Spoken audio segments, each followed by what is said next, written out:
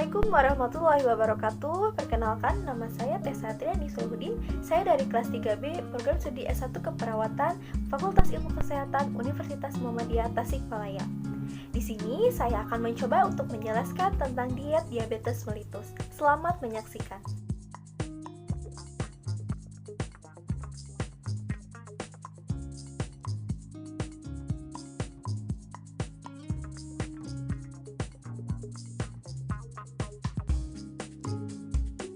Baik, sebelum mengenal apa itu diet diabetes mellitus, kita harus mengetahui latar belakangnya terlebih dahulu.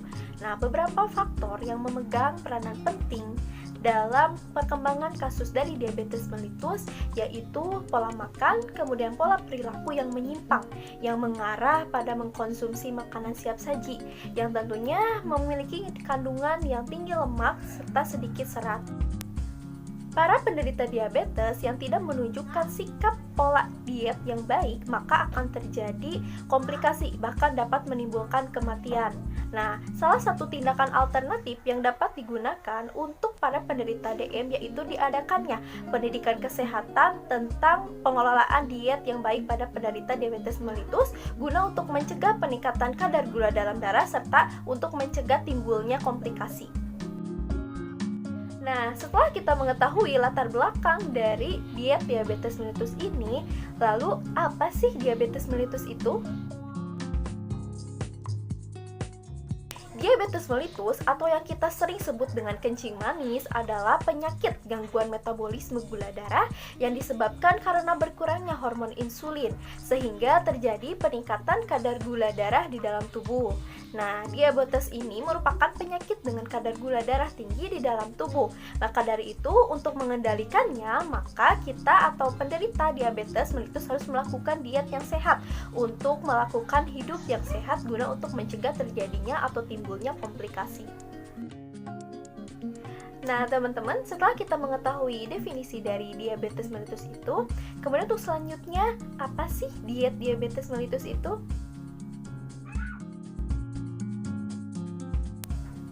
Nah, diet diabetes mellitus merupakan diet yang digunakan untuk penderita diabetes mellitus untuk menurunkan jumlah kadar gula dalam darah serta meminimalkan gejala dan komplikasi yang berbahaya akibat dari peningkatan kadar gula dalam darah dalam jangka waktu yang panjang. Nah, diet diabetes mellitus ini merupakan rancangan pola makan yang sehat untuk membantu menurunkan gula darah bagi para penderita diabetes.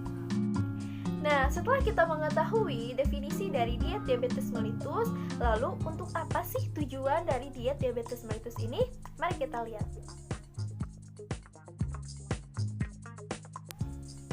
Nah, teman-teman, tujuan dari diet diabetes mellitus ini yang pertama adalah memberikan makanan sesuai dengan kebutuhan.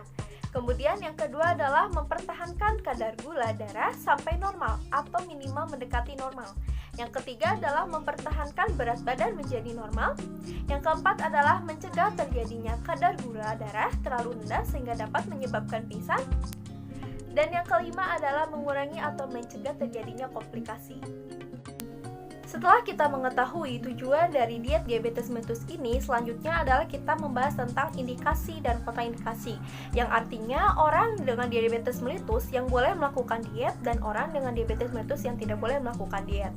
Nah, untuk yang selanjutnya, apa sih indikasi untuk diet diabetes mellitus ini? Mari kita lihat.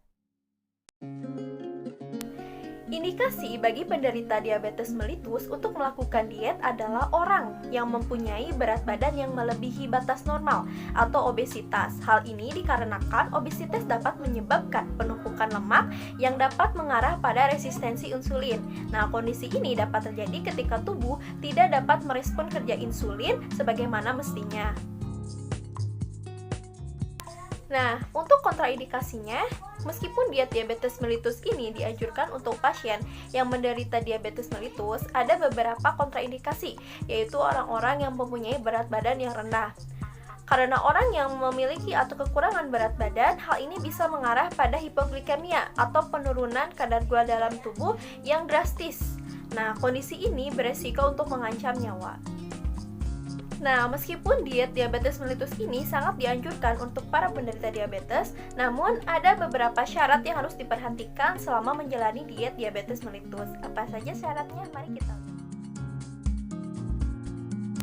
Syarat dari diet diabetes mellitus ini yang pertama adalah kebutuhan energi ditentukan dengan memperhitungkan kebutuhan untuk metabolisme basal sebesar 25-30 kilokalori per kilogram berat badan normal. Ditambah kebutuhan untuk aktivitas fisik dan keadaan khusus, misalnya kehamilan atau laktasi dan adanya komplikasi. Kemudian yang kedua yaitu kebutuhan protein sebesar 10-15% dari kebutuhan energi total. Yang ketiga yaitu kebutuhan lemak sebesar 20-25% dari kebutuhan energi total. Untuk kurang dari 10% dari lemak jenuh, 10% dari lemak tidak jenuh ganda, dan sisanya adalah lemak tidak jenuh tunggal. Kemudian yang keempat adalah kebutuhan karbohidrat sebesar 60-70% dari kebutuhan energi total. Yang kelima, penggunaan gula murni tidak diperbolehkan. Namun, bila kadar gula dalam darah sudah terkendali, maka diperbolehkan untuk mengkonsumsi gula murni sampai 5% dari kebutuhan energi total. Kemudian yang keenam adalah serat dianjurkan minimal 25 gram per hari. Selain mempunyai syarat, diet DM juga mempunyai prinsip. Nah, prinsipnya yaitu 3J. 3J yang pertama adalah jumlah, kemudian yang kedua adalah jenis, dan yang ketiga adalah jadwal. J yang pertama yaitu jumlah. Jumlah makanan yang dikonsumsi disesuaikan dengan berat badan memadai, yaitu berat badan yang dirasa nyaman untuk seorang diabetes. Kemudian jumlah makanan yang dikonsumsi disesuaikan dengan hasil konseling gizi. Untuk C yang kedua yaitu jenis. Jenis makanan utama yang dikonsumsi dapat disesuaikan dengan konsep piring makan model T. Jenis makanan yang termasuk dalam konsep piring makan model T adalah yang pertama yaitu kelompok sayuran, terdiri dari ketimun, labu siam, tomat, wortel, bayam, dan lain-lain. Untuk yang kedua yaitu karbohidrat, terdiri dari nasi, kentang, jagung, ubi, singkong, dan lain-lain. Untuk yang ketiga yaitu protein, terdiri dari ikan, telur, tempe, tahu, kacang hijau, kacang merah, dan lain-lain. Nah, untuk pengelolaan sayur, karbohidrat, protein tidak menggunakan gula, garam, dan lemak yang berlebih. Untuk yang ketiga yaitu jadwal. Jadwal makan terdiri dari 3 kali makan utama dan 2-3 kali makanan selingan, mengikuti prinsip porsi kecil. Setelah kita mengetahui prinsip dari diet DM, yang selanjutnya adalah bagaimana kita melakukan diet DM. Berikut ada tata cara untuk melakukan diet DM.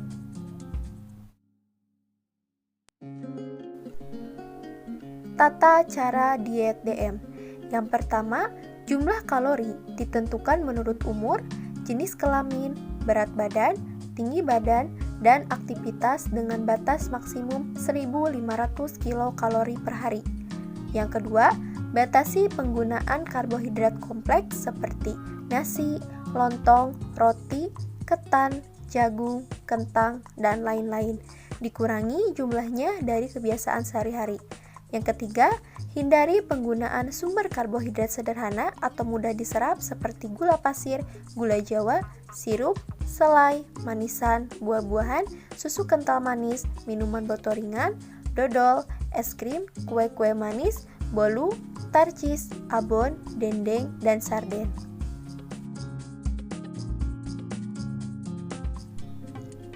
Untuk yang keempat, bahan makanan yang diperbolehkan. Yang pertama yaitu lauk hewani dan nabati dalam jumlah yang cukup sesuai yang dianjurkan. Yang kedua, buah-buahan dalam jumlah yang cukup. Yang ketiga, aneka ragam sayuran untuk memberikan rasa kenyang dan kandungan serat tinggi. Yang keempat, minyak dan garam dalam jumlah yang tidak berlebihan.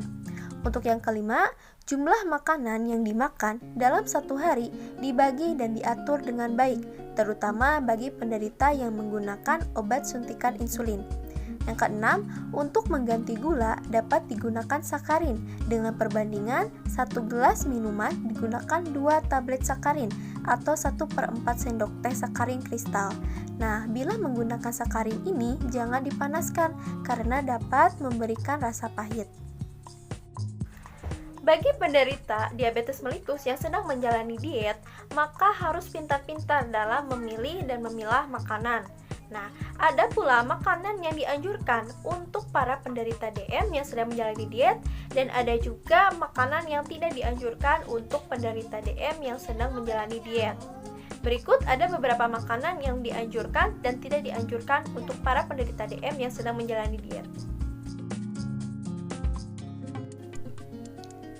Makanan yang dianjurkan. Diet yang digunakan sebagai bagian penata laksanaan diabetes melitus dikontrol berdasarkan kandungan energi, protein, lemak, dan karbohidrat. Di sini ada beberapa jenis diet yang dilakukan, dari diet jenis pertama sampai diet jenis ke-8. Pengganti 100 gram nasi. 100 gram nasi mengandung 175 kalori, terdiri dari 4 gram protein dan 40 gram karbohidrat. Nah, 400 gram bubur beras sama dengan 1,5 gelas, 200 gram nasi tim sama dengan 1 gelas, 100 gram nasi jagung sama dengan 1/4 gelas, 200 gram kentang sama dengan 4 biji sedang, 100 gram singkong sama dengan 1 potong sedang, 200 gram talas sama dengan setengah biji sedang, dan 150 gram ubi sama dengan 1 biji sedang. Daging dan penggantinya. 50 gram daging mengandung 95 kalori yang terdiri dari 10 gram protein dan 6 gram lemak. Nah, dari 50 gram daging ayam diganti dengan 1 potong sedang, 50 gram hati sapi diganti dengan 1 potong sedang, 75 gram telur ayam diganti dengan 2 butir, 60 gram telur bebek diganti dengan 1 butir, dan 50 gram ikan segar diganti dengan 1 potong sedang, dan 60 gram telur ayam negeri diganti dengan 1 butir.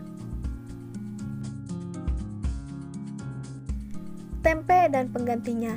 50 gram tempe mengandung 80 kalori yang terdiri dari 6 gram protein, 3 gram lemak, dan 8 gram karbohidrat. Nah, 100 gram tahu diganti dengan 1 biji, 50 gram oncom diganti dengan 2 potong sedang, 25 gram kacang hijau diganti dengan setengah gelas rebus, 25 gram kedelai diganti dengan 2,5 sendok makan, 25 gram kacang merah diganti dengan 2,5 sendok makan, 20 gram kacang tanah diganti dengan 2 sendok makan, 25 gram kacang tolo diganti dengan 2,5 sendok makan, dan 20 gram keju kacang diganti dengan 2 sendok makan.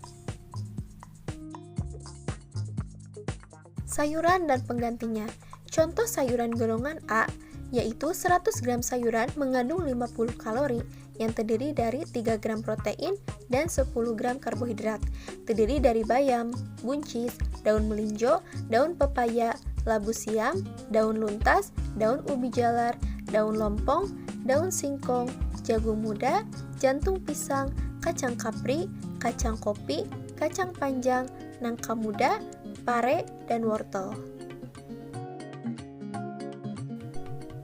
Kemudian untuk sayuran golongan B mengandung sedikit kalori, protein, dan karbohidrat.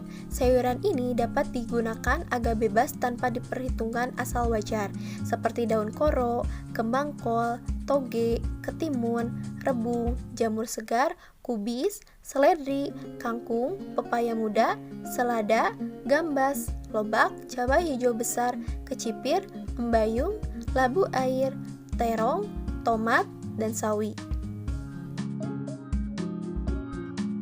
Untuk selanjutnya yaitu buah dan penggantinya. Untuk buah golongan A yaitu 50 gram mangga sama dengan setengah buah sedang, 50 gram nangka sama dengan 3 biji, 75 gram rambutan sama dengan 8 biji, 50 gram sawo sama dengan 1 buah sedang, 50 gram sirsak sama dengan setengah gelas, 75 gram nanas sama dengan 1/6 buah sedang, 75 gram anggur sama dengan 10 buah, 75 gram duku sama dengan 15 buah besar, 50 gram durian sama dengan 3 biji, dan 100 gram jeruk sama dengan 2 buah sedang. Untuk selanjutnya yaitu buah golongan B. Yang pertama, 100 gram jambu biji sama dengan 2 buah sedang, 75 gram jambu bol sama dengan 3/4 buah sedang, 100 gram kedongdong sama dengan 1 buah sedang, 100 gram pepaya sama dengan 1 potong, 75 gram salak sama dengan 1 potong besar, 150 gram semangka sama dengan 1 potong besar, 75 gram apel sama dengan setengah buah sedang, 50 gram alpukat sama dengan setengah buah besar, 125 gram belimbing sama dengan 1 buah besar, dan 75 gram bengkoang sama dengan 1 buah besar. Yang selanjutnya, susu dan penggantinya. Dari 200 gram susu mengandung 110 kalori yang terdiri dari 7 gram protein, lemak, dan karbohidrat. Nah, dari 200 gram yogurt sama dengan 1 gelas, 25 gram tepung susu full cream sama dengan 4 sendok makan, 20 gram tepung susu skim sama dengan 4 sendok makan, dan 25 gram tepung susu seri dele sama dengan 1 sendok makan.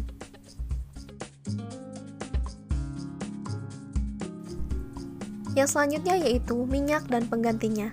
5 gram minyak mengandung 45 kalori yang terdiri dari lemak.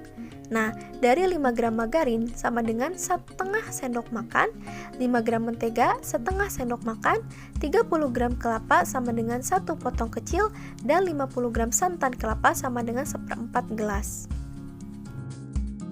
Berikut beberapa makanan yang tidak dianjurkan untuk para penderita diabetes mellitus yang sedang menjalani diet. Yang pertama adalah gula pasir dan gula jawa. Kemudian yang kedua yaitu sirup, jam, jelly, buah-buahan yang diawetkan dengan gula, kemudian susu kental manis, minuman botol ringan, dan es krim. Yang ketiga yaitu kue manis, dodol, cake, dan tart cheese. Dan yang keempat adalah makanan yang banyak mengandung lemak, seperti cake, makanan siap saji atau fast food, kemudian goreng-gorengan. Dan yang kelima yaitu makanan yang banyak mengandung natrium, seperti ikan asin, telur asin, dan makanan yang diawetkan.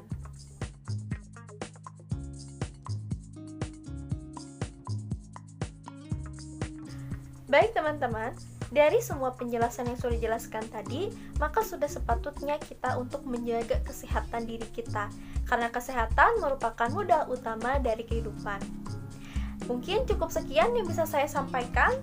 Mohon maaf apabila ada kekurangan ataupun kesalahan. Semoga bermanfaat. Terima kasih atas perhatiannya. Wassalamualaikum warahmatullahi wabarakatuh.